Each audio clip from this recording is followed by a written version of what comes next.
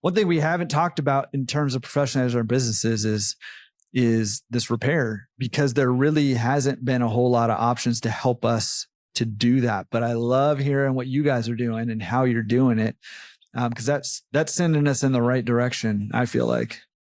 That's really what the goal was. And I mean, like, look, I 100% admit that our laundromats took a back seat in growth because the repair company grew and we realized that we had something and we were doing it right.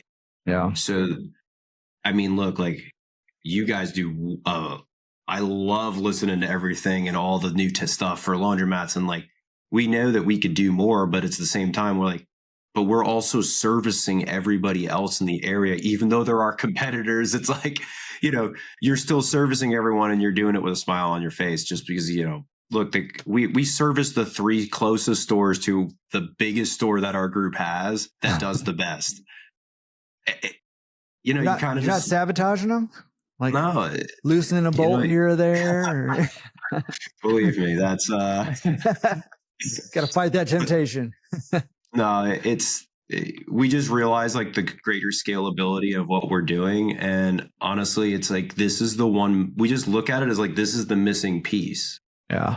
Like that's the piece. Like if you have 3, 4, 5, 6 laundromats, like what are you going to do? You're not going to fix that yourself. You're going to have somebody.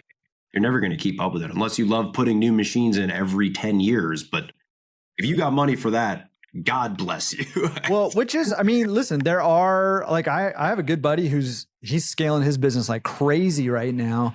And their business model is every 8 years, they replace their machines every 8 years. Right. And so you've got sort of that's one of the reasons I asked you kind of from the repair side of things, because there's different philosophies on this, right? Probably most common from what I see from a lot of high level operators is around that 15-year mark people are replacing. But I've got good friends who are on we replace them every 8 years side of the spectrum to they're going to go as long as they go, like 30, 40 years. They're the guys hanging on to them forever. Right. And I've got people all in the middle that, you know, have different philosophies of how that is. So I was just kind of curious from the repair technician side of things, kind of your perspective on that. So I appreciate you sharing that.